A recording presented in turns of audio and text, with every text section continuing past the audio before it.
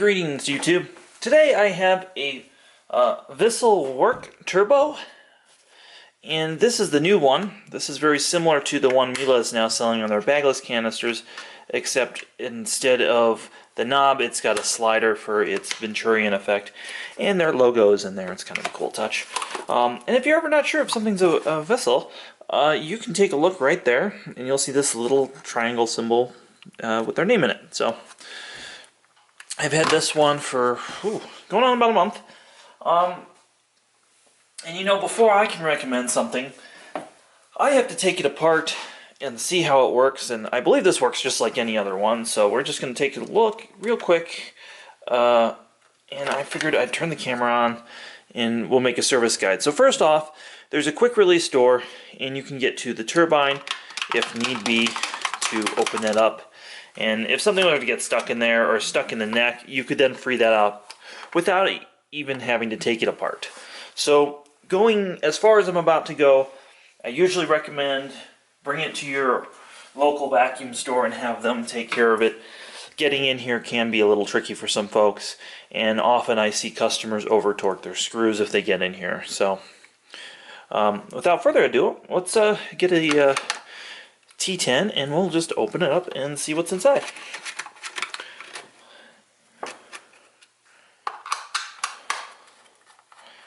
I suspect they made this easier to service than previous models. So those come out there. And then we have some wheels here. We got some wheels here. So that means there's probably something hiding under one of those wheels. Oh, look at that. Just use your number 4 flathead, pull that out. And if you don't have a good set of screwdrivers, I really recommend these PB Swiss screwdrivers. They have like a built-in torque wrench in there, and you can really feel what you're doing. And having the right size flathead Phillips really makes a bigger difference than a lot of people think. I see so many shops use just basic tools.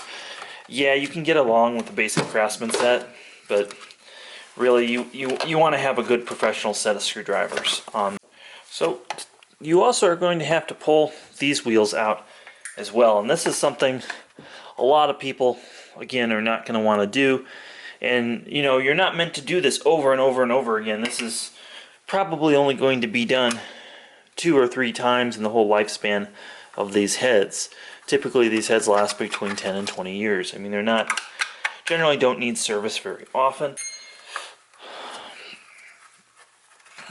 You might find different if you have some sort of zoo situation going on in your house. I know a lot of people seem to have this zoo-like situation going on in their house where they have, I don't know, like 20 pets or some sort of something crazy like that. And I just think the average person probably doesn't have that. So, but really, it's probably dry climate will affect this the most.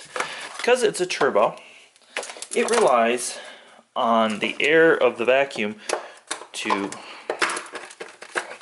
power it. Let's just pull this apart real quick. Alright, so once you get this apart, and getting, like I said, there's some pet hair in between the clips and this. So you might need to scrub in there with a toothbrush. What I ended up doing was taking the number 2 and just kind of wedging that part up. Again, I don't suspect that would be so much a problem if I had just cleaned in there real quick with a toothbrush. But that's just something to note upon taking this apart. Now, on the other side of this, we can see this. I've already popped out the Venturian relief valve, but you actually don't need to do that. So, going back to how a turbine works. It's sucking air through this thing, and these sometimes are different sizes depending on the one. Each turbo, this is about twice the size that they used to be, which allows the more airflow to flow through this, which the turbine, you notice, is pretty complicated if you've ever taken one of these things apart before. So that then powers this belt, and this belt should never need to be replaced. It's a lifetime belt, basically designed to last the lifetime of the unit. And you can see that there's just some stuff, nothing actually in the bearings on that one, really, or that one. And it did ship wet from the factory, which is good. Sometimes these things ship dry by the time they get here, get through customs, and all of that. So the first thing we're going to actually do, we're going to pull this stuff apart. We're going to set the bearings to the side, and we're going to take everything and we're going to wash it. Okay folks, we're in my wash sink, which is black and black on black, so I'm not sure how much you're going to be able to see while we wash this up. But what I have here is some laundry detergent mixed in here. Now the other way to deal with this is to put this in a dishwasher. My dishwasher is currently in use, so we're going to do this. Spray this down. The other thing I was talking about the other night with somebody is I like to do all the stuff on the brush wet. So I actually like to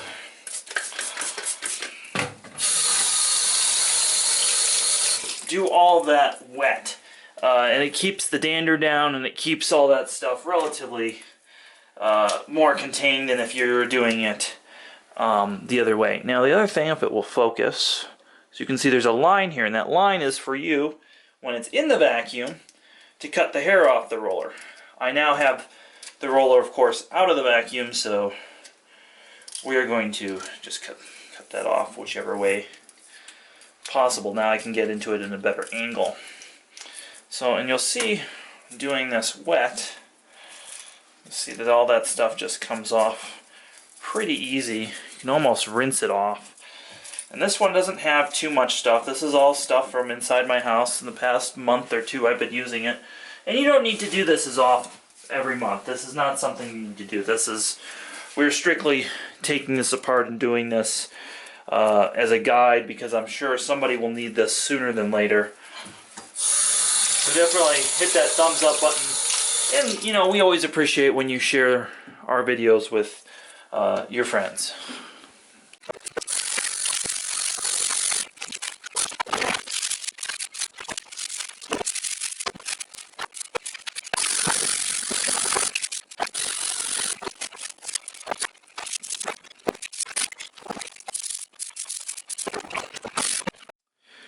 So to get the fine hair and stuff, we're going to touch this with the wheel.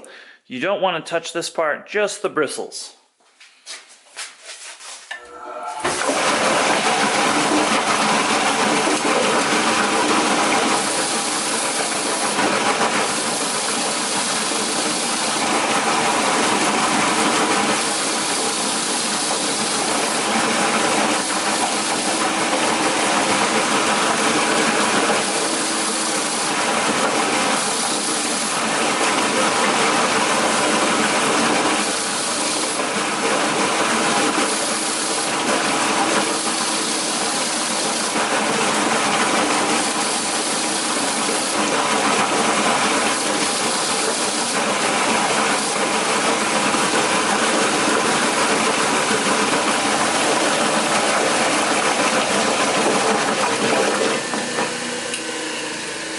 Alright, that's all you have to do to clean that up.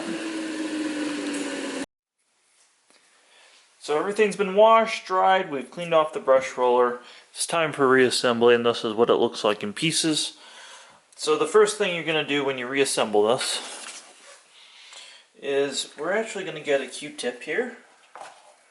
If you don't have Q-tips on your bench, you definitely should.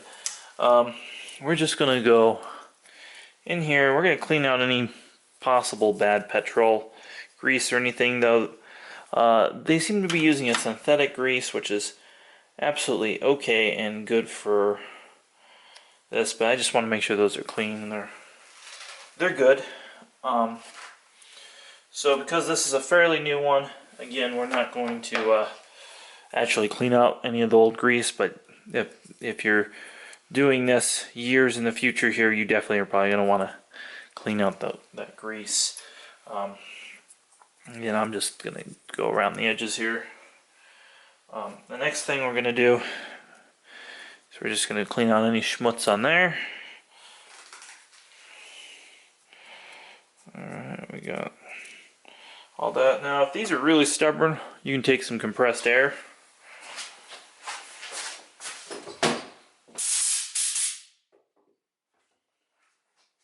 just like so. That clean those off. Now, selecting your oil or your grease, it needs to be light, it needs to be synthetic. Do not use anything that's like, you know, that old mineral oil that we'd use for sewing machines, or that would even, you want to use something like this that's a real lightweight and doesn't really dry out. So that's the best thing I can tell you to use for this. And just a drop will do you here. You don't need very much. This will last basically, you know, for a very long time. Just a little bit of that on there, and again, here's what the bottle looks like.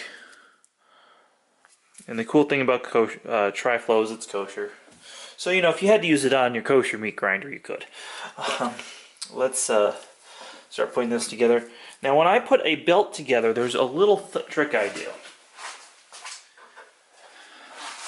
And that is I take a soap bar. This one's courtesy of a hotel somewhere. And I just use that as belt dressing. And that quiets things down and helps it along. Now the next thing, and you see we did not wash the turbine. The turbine we're just going to blow out with compressed air.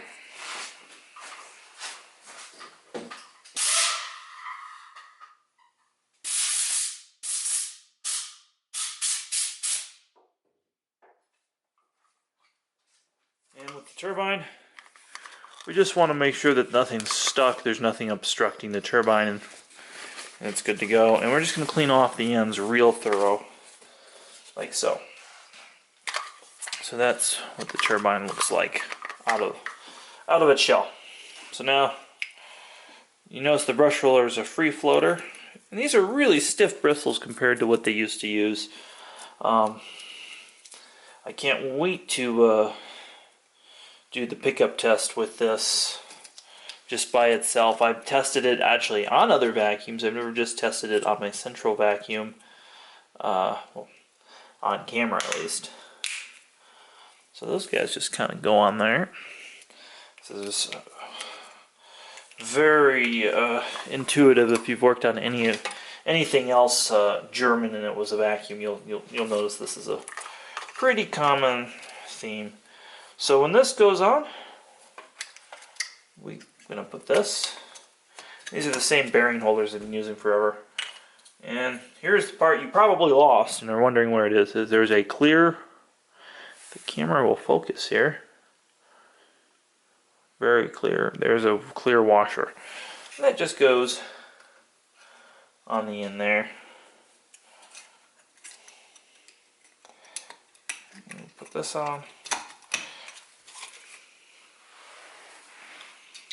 Making sure nothing's there. And we are just going to make sure everything turns by hand, nothing's skipping, everything looks great. All that looks great. So now it's time to put this guy in. And I have seen so many people put these things in backwards over the years, or they try to put them in like that. That's not how they go. The curved part goes towards the turbine. Just like so. And you can see where the opening is on there, and you can see how small this opening is. So if you're doing a lot of things, a lot of big stuff, turbines might not be for that household. So now when we put this back together, there are so there's two washers, and you will drop them, so definitely don't be a putz like I was, and be prepared. And those are just going to go right there. Really simple. And this whole thing is just going to snap on here. And you got to make sure you clean this lip very well so everything snaps together. Now everything is snapped together. Again, the washers are in place. It's time to put the screws back, and they all apparently are the same.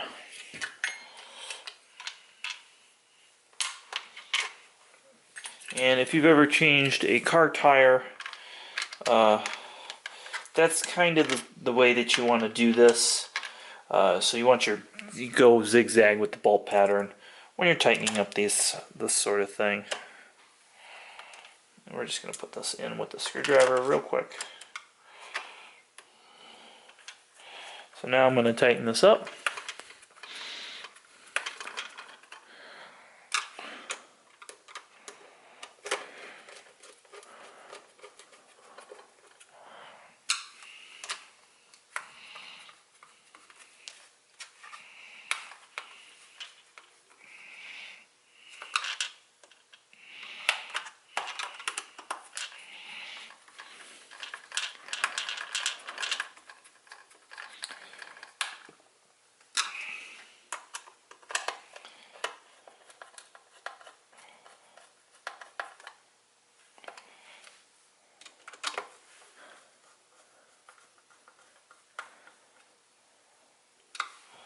Alright, so before we put the wheels on,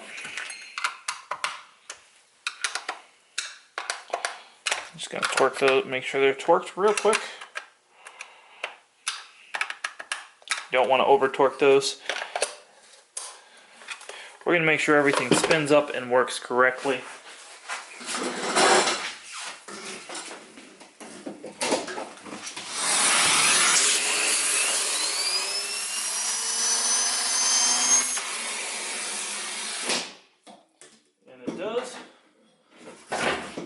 We do this before the wheels go on for the simple reason is the wheels are not going to go in and out of this a million times.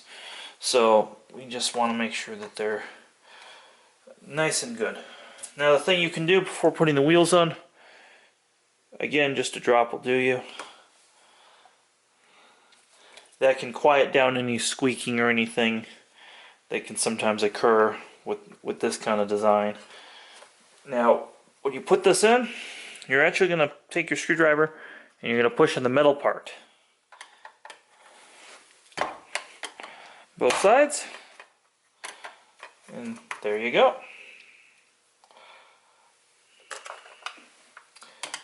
Same sort of thing. Pushing on the axle.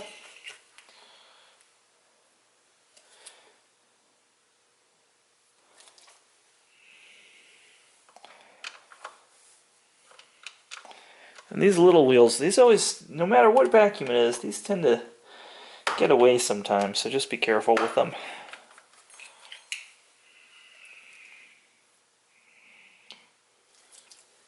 Now if you use a little bit too much Tri-Flow, this stuff doesn't really stain, it's clear. So just pour it and wipe it down. Now if you have any scuffs or anything, the great thing about these is these clean up very, very nicely and don't require really much elbow grease to get them clean. So we're just going to take this and remove any paint marks.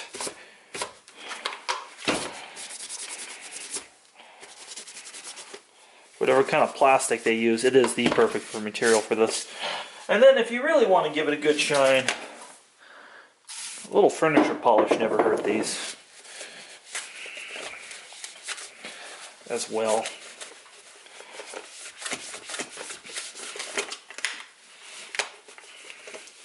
Well, thanks for watching my Wessel Werk disassembly and reassembly video. Please give us a subscription, thumbs up, and definitely if this video really helped you out, visit us on Patreon.